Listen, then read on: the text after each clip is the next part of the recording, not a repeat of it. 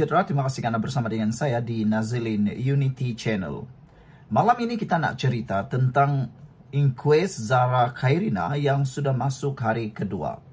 Inquest itu membuka mata ramai orang berkait dengan beberapa perkara yang tersembunyi yang sudah lama kita tidak tahu. Tapi yang menjadi persoalan pada malam ini ialah berlegar di media sosial. Kononnya ada mendakwa, benarkah Zara Khairina memanjat dan terjun daripada bangunan tingkat 3 tersebut?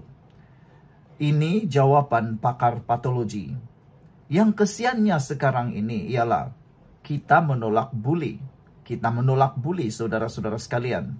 Tetapi ada sebilangan netizen yang melihat, yang kita lihat mula membuli pula.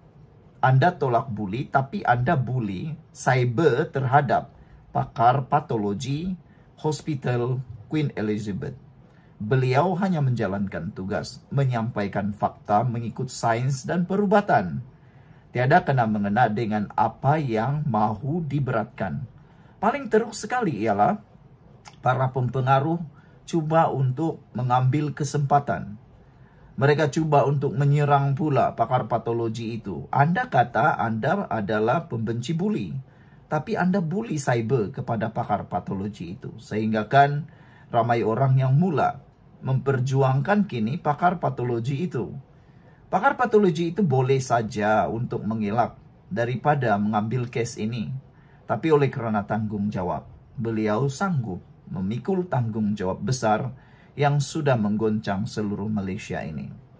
Sehingga ada yang mula menganggap beliau seakan-akan berat sebelah. Tapi kata doktor patologi, biar mahkamah tentukan bunuh diri atau tidak.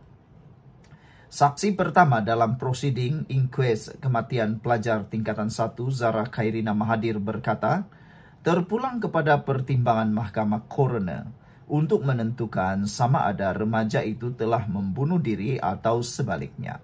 Sebelum kita teruskan ulasan kali ini, jangan lupa tinggalkan komen anda dengan tanda pagar kami sayang Zara, Justice for Zara Khairina. Sebelum itu, izinkan saya kongsikan dulu kepada anda semua, ini terapi imun Transfer Factor for Life. Terapi imun yang meningkatkan daya imun badan kita sehingga 400%. Secara umum dan ringkasnya, apabila imun badan kita lemah, apabila imun badan kita jadi bodoh, apabila imun badan kita tidak lagi seimbang, kita kena penyakit dan sukar sembuh daripada penyakit. Bahkan kita menderita kerana imun badan yang bodoh menyerang diri kita sendiri. Tetapi apabila imun badan kita dididik, apabila imun badan kita jadi kuat, apabila imun badan kita menjadi bijaksana, imun badan itulah yang akan menghapuskan akar penyakit yang ada dalam tubuh badan kita. Cepat dapatkan produk yang hebat ini melalui nombor telefon saya yang tertera, WhatsApp saya, hubungi saya, message saya di dalam nombor telefon tersebut. Kalau anda sudah berdoa bertahun-tahun, ini mungkin jawapan yang Tuhan hantar kepada anda. Produk ini lulus KKM, diperakui oleh dokter-dokter di seluruh dunia dan halal.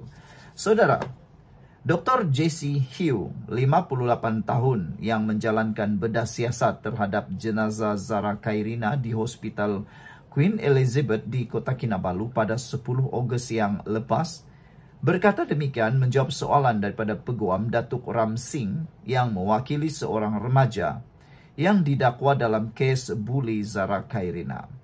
Ram bertanya sekiranya bukan disebabkan kemalangan atau didorong ketika berdiri atau duduk di atas penghadang. Adakah kemungkinan si mati jatuh sendiri? Dr. Hugh menjawab, ia terpulang kepada mahkamah untuk menentukannya. Pendek kata Ram, mengikut apa sahaja definisi sekalipun, adakah situasi yang melibatkan si mati ini boleh dianggap sebagai bunuh diri? Memandangkan tiada kemalangan atau tolak. Saya bertanya kerana anda seorang pakar. Dr. Hugh menjawab, jawapan saya tetap sama, terpulang kepada mahkamah untuk menentukannya. Ditanya mengenai bau mayat yang bereput, Dr. Hugh mengakui ia berbau busuk. Bagaimanapun pasukan peguam yang mewakili Ibu Zara Khairina membantah soalan terbabit kerana ia tidak relevan. Coroner Amir Shah Hassan turut membenarkan bantahan tersebut. Terdahulu, satu patung bersaiz kanak-kanak dibawa masuk ke mahkamah untuk membantu pakar perubatan menerangkan kecederaan yang ditemukan pada si mati. Dr. Hiu, pakar patologi yang telah berkhidmat di Jabatan Perubatan Forensik HQE sejak tahun 1998 menandakan 6 bahagian pada patung terbabit yang sepadan dengan kecederaan ditemukan pada badan Zara Khairina, yaitu belakang kepala, tapak tangan, belakang lengan bawah, belakang siku, buku lali kanan dan kaki kiri. Pendengaran inkues akan bersambung Isnin. Zara Khairina, 13 tahun, disahkan meninggal dunia di Queen Elizabeth pada 17 Julai selepas ditemukan tidak sedarkan diri dalam longkang berhampiran asrama sekolahnya dipapar pada 4 pagi 16 Julai. Pada 13 Ogos, Jabatan Peguam Negara mengarahkan inkues dijalankan selepas meneliti laporan siasatan yang dikemukakan polis.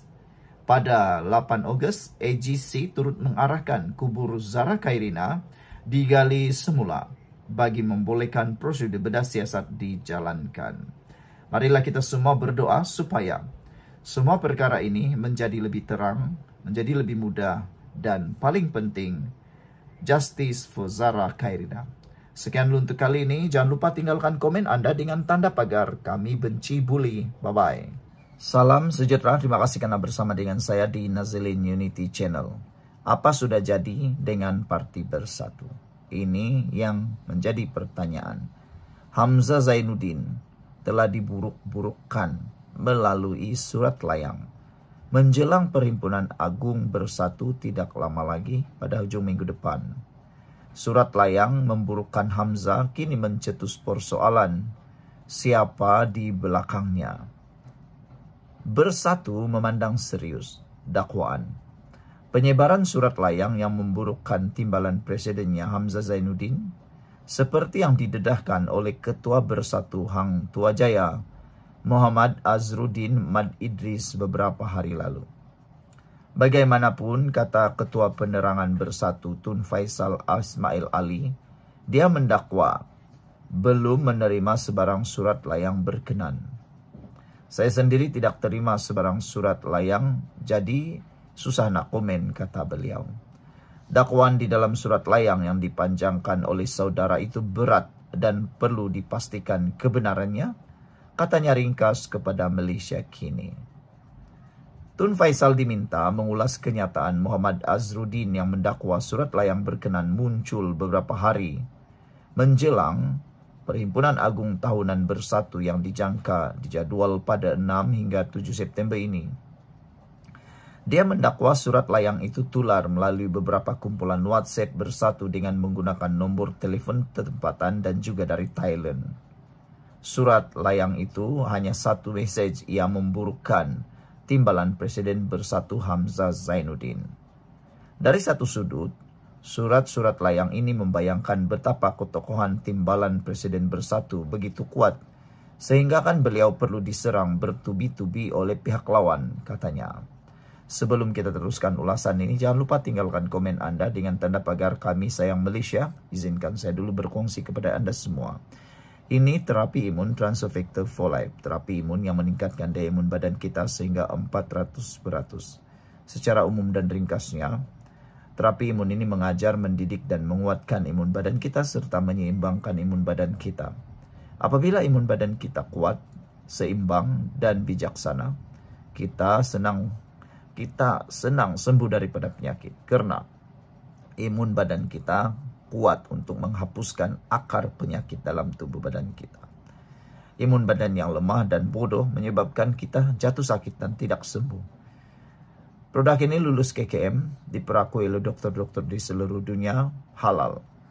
Cepat dapatkan produk ini melalui nombor telepon saya yang tertera. Dan ingat, kalau Anda sudah berdoa bertahun-tahun untuk lepas daripada masalah kesehatan Anda, mungkin ini jawaban yang Tuhan hantar untuk Anda semua. Jangan kau tangguh-tangguh lagi, cepat dapatkannya. WhatsApp saya di nombor telepon yang tertera untuk mendapatkan khidmat nasihat percuma. Saudara-saudara sekalian, tetapi dari sudut lain yang menimbulkan persoalan mengenai Siapakah dalang di sebalik penyebaran surat layang itu? Berdasarkan surat layang yang dilihat Malaysia kini, penulis surat berkenan menuduh Hamzah mempunyai agenda untuk menjatuhkan Presiden Bersatu Muhyiddin Yassin. Surat layang itu juga mendakwa Hamzah sebagai broker yang menggerakkan cadangan bagi menubuhkan Majlis Eksekutif Perikatan Nasional PN. Sementara itu, ahli Majlis Pimpinan Tertinggi Bersatu Wan Ahmad Faisal Wan Ahmad Kamal berkata, tindakan sebegitu hanya dilakukan oleh pondan yang bacol. Katanya, penyebaran surat layang ketika mana parti bakal menghadap PAT adalah satu budaya tidak sihat kepada Bersatu, katanya.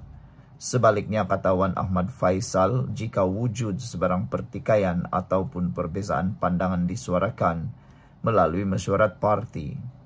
Penularan surat layang itu sebenarnya sesuatu perkara amat tidak sihat dalam parti Bersatu, apatah lagi menuju PAT. Sepatutnya sebarang pertikaian atau perbezaan pandangan diselesaikan dalam mesyuarat, katanya lagi. Ini masalahnya ada pihak mengupayakan penulis upahan.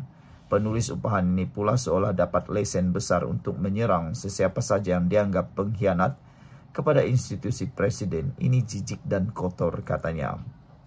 Pandangan sesiapa berhak diberi pandangan.